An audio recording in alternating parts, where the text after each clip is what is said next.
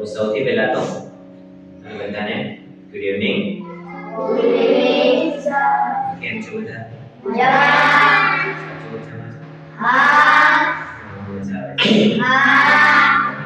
શું વાર છે? રવિવારે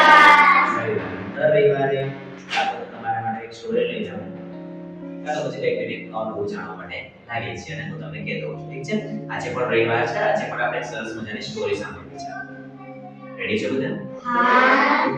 એક દિવસની વાત છે જ્યારે વૈજ્ઞાનિકોને મનમાં કંઈક મસ્ત મજાનો વિચાર આવ્યો કે આપણે એક નવો એક્સપેરિમેન્ટ કરવું જોઈએ, એક અવનવું કરવું જોઈએ.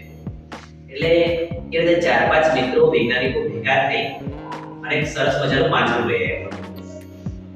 આટલું મોટું પાંજરું લઈ આવ્યા અને એ પાંજરામાં એમને નક્કી કર્યું કે આ પાંજરામાં આપણે મોટું પાંજરું હતું કે જેમાં એક નાની સીડી રે 4-5 પગથિયાની હોય અને ઉપર એમને મસ્ત મજાનું કેળાનું ડૂબકું લગાવ્યું અને પછી નક્કી કર્યું કે આમાં વાંદરા મૂકવા છે. શું મૂકવું છે? વાંદરા. એટલે પહેલા દિવસે એમને 5 વાંદરા એ પાંજરાની અંદર મૂક્યા. શેમાં મૂક્યા?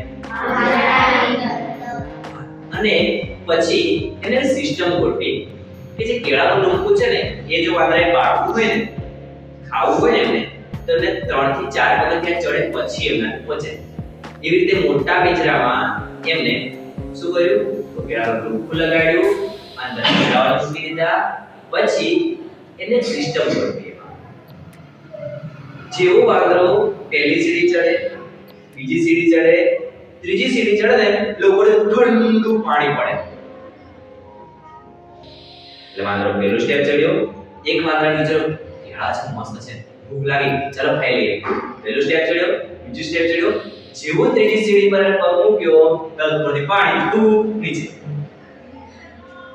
પછી બીજો વાંદરો આ કેમ નીચે ઉતર્યો?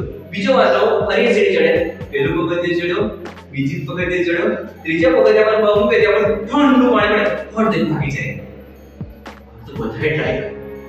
પેલો ગયો, બીજો ગયો, ત્રીજો ગયો, ચોથો ગયો ને પાંચે 5 વાંદરાઓને કન્ફર્મ થઈ ગયું કે ત્રીજા પગથિયા પર જેવો પગ જેવા ચડવાની કોશિશ કરી ઉપરથી પડે છે ઠંડુ પાણી. ઠંડુ એટલે એકદમ ઠંડુ. અને શિયાળામાં ઠંડુ પાણી પડે, આપણે આગળ હાથ મૂકવાની કોશિશ કરીએ ખરા? આ તો વાંદરા એટલે એમને કન્ફર્મ થઈ ગયું. એટલે હવે એમને ચડવાનું બંધ કરી દીધું. હવે એક દિવસ થયા પછી ભૂખ વધારે લાગી. ફરીથી એ જ વાંદરામાંથી એક વાંદરો હવે જેવો ઉપર ચડવાની કોશિશ કરે છે ને એટલે બાકીના 3-4 વાંદરા જે છે એમને પકડે ફૂટી નાખે. ઉપર ચડવાનું નહીં, અમને નહીં ખાવાનું, તને ખાવા દે નહીં. એટલે વૈજ્ઞાનિકો ચિંતામાં પડે. આ લોકો એક ઉપર ચડતા નથી, તો આપણે એક બીજું કરવું પડશે. એટલે બીજા દિવસે એમને એમાંથી એક વાંદરાને ઉપાડ્યો, બહાર કાઢ્યો, એની જગ્યાએ બીજો વાંદરો મૂક્યો. હવે પેલા 4 ને તો ખબર, ત્રીજા પગથિયે ચડે એટલે શું થાય?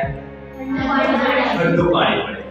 અને આ નવો આવ્યો, એટલે નવો આવ્યો એટલે એને ખબર નહીં, જેવું કેળાનું ડૂબકું જોયું ફટાફટ ચડવા જતો હતો ને ત્યાં પેલા એ પકડી ફૂટી નાખ્યો.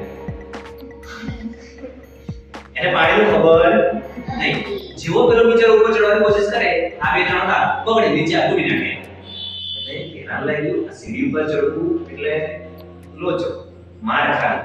એટલે આપણે ચડવું નહીં. એટલે પાછા 5 થઈ ગયા, પાછે 5 બે એકે ઉપર ચડે નહીં.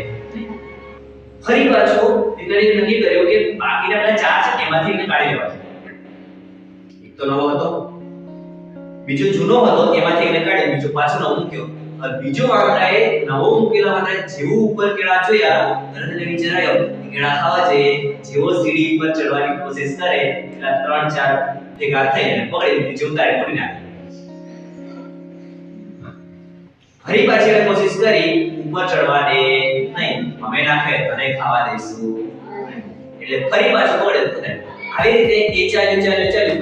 પછી મને વિચાર આવ્યો કે આ 3 છે ને એ હવે ખાવા દેવાના. પણ બીજા દિવસે એક કામ કરી, આ 3 ને કાઢી નાખીએ તો એમ કરી 3 ને કાઢી નાખ્યા. પછી કે 3 નવા વાંદરા મૂક્યા. હવે જેવો એક ઉપર ચડવા જાય, બાકીના 2-3 પકડે અને ફૂટી નાખે. એટલે એકે વાંદરો ઉપર ચડીને કેળા ખાય નહીં. હવે વૈજ્ઞાનિકોએ એક પ્રવૃત્તિ કર્યા પછી એમને જે પેલી ઠંડા પાણીવાળી સિસ્ટમ હતી ને એ બંધ કરી દીધી. હવે જો એમાંથી એકાદ વાંદરો પણ ઉપર ચડતો ને આરામથી કેળા ખાઈ શકતો, અથવા તો એક ચડી જો કેળાનું ડૂબું નીચે ઉતારી લેતો ને તો એ આરામથી ખાઈ શકતા, બધા મળીને કેળા ખાઈ શકતા. પણ એકેય એ હિંમત કરી કેમ નહીં કરી? પહેલા તો લીડર હતો ઉપર જેવા ચડીશું પાણી પડશે, પછી એને શું ડર હતો? જેવા ઉપર ચડીશું ફૂટાઈ જશે, આપણે માર ખાવી નથી એમ કરીને વિચાર એમને ઉપર ચડવાનું જ રહેવા દીધું.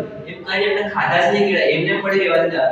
પરંતુ જો એમાંથી કોઈકે હિંમત કરી હોય અને જો ઉપર ચડ્યા હોય તો કેળા ખાઈ લેતા ના ખાઈ લેતા? કેમ ખાઈ લેતા? કારણ કે પાણી બંધ કરી દીધું હતું એના લીધે. એન્ડ ઓફ રિઝલ્ટમાં વૈજ્ઞાનિકોને એવું સમજાયું કે જે અગાઉના અનુભવો હતા ને વાંદરાઓના કે ઉપર ચડીશું તો પાણી પડશે, અથવા તો ઉપર ચડીશું તો નીચેવાળા કે જે મારશે, એની બીકે અગાઉના અનુભવો પ્રમાણે એમને આગળ વધવાની કોશિશ જ ના કરી, કેળા ખાવાની કોશિશ જ ના કરી, એ સીડી ઉપર ચડવાની કોશિશ જ ના કરી. તો પ્રાણીઓ હતા એટલે એમને કદાચ વિચાર્યું હશે પણ કદાચ કોશિશ નહીં કરી. પણ આવું નવું આપણી સાથે પણ થાય છે.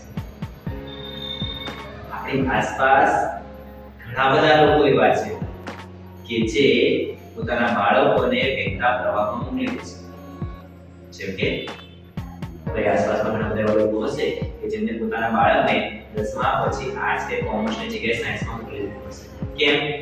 બાજુવાળાનો છોકરો સાયન્સ કરે એટલે આપણું છોકરો સાયન્સ કરવું છે. વાંદરા જેવું જ થયું, પેલા એક કર્યું એટલે આપણે એમ જ કરવાનું. તો એનામાં આપણે કરશું. બીજી વસ્તુ, આજુબાજુ ઘણા બધા એવા નાના રીતિ રિવાજો હોય છે કે જે વર્ષોથી આપણા બાપ દાદા કરતા હતા, એકમ જ આપણે કરતા આવી રહ્યા છીએ. તો ક્યારે પૂછે છે કે આ શું કામ માટે કરવામાં આવે છે? અથવા જે પણ નવો રિવાજ બને છે શું કામ માટે બને છે? કોઈ કે કોઈ પ્રોબ્લેમનું સોલ્યુશન કરવા માટે. કોઈ પણ નવી વસ્તુ ક્રિએશન થાય ને તો શું કામ માટે કરે? કોઈ પ્રોબ્લેમના સોલ્યુશન માટે. હવે પ્રોબ્લેમ સોલ્વ થઈ ગયો પણ આપણે એમ જ કરતા રહે. અથવા તો બીજું છે કે કોઈ આપણને આવીને કહી દે કે તમારે આમ જ કરો, આપણે એમ જ કરતા રહીએ. જો આપણે બીજા કહેશે એમ જ આંધળું અનુકરણ કરીને જો એમને એમ કરતા રહીશું ને પછી બીજા બધામાં આપણામાં કોઈ ફરક ના રહેશે. જેમ એ કરાવવા ઈચ્છે છે એમ આપણે કરતા રહીશું. પણ જો આપણે કોઈ આપણને કહે છે તારે કામ કરવું જોઈએ, એના પર આપણે થોડુંક વિચારવું જોઈએ મારે આમ શા માટે કરવું જોઈએ, પછી આપણને યોગ્ય લાગે એ રીતે આપણે આગળ વધવું જોઈએ. નહીં કે વાંદરાઓની જેમ એક પિંજરામાં બેસી અને પેલા બધાએ જેમ આગળ કર્યું એમને પેલા બેઠેલા હતા એટલે આપણે બેસી રહેવું છે. આપણે એમ કરીશું પછી આપણે બધા જેવા થઈ જઈશું. આપણું સપનું અલગ છે, આપણું ડ્રીમ અલગ છે, આપણે આંખે અલગ છે. પછી આપણે જે કરીશું એ પણ બધા કરતા થોડું અલગ હશે, વિશેષ હશે. હે ને? તો આપણે બધાની જેમ પ્રવાહમાં નથી, આપણે બધા કરતા યુનિક બનવાનું છે. સમજાય છે? હે ને? આપણે બધાએ થોડું ડિફરન્ટ બનવાનું છે. વાંદરાઓની જેમ પિંજરામાં બેસી નથી રહેવાનું, પણ થોડી હિંમત કરવાની છે. આપણે ભણવામાં બધાને નથી આવડતું તો બધા શું કરે? બેસી જ રહે. પણ જો આપણે હિંમત કરીને શીખવાની કોશિશ કરીએ, તૈયાર કરવાની કોશિશ કરીએ, ઘણીવાર શું થાય ક્લાસમાં આપણે બધા બેઠા હોઈએ ને તો સાહેબે દાખલો ભણાવી આપણને સમજાયું કે ના સમજાયું, સાહેબે એવી રીતે ભણાવી દીધું પણ આપણને સમજ પડી કે ના પડી.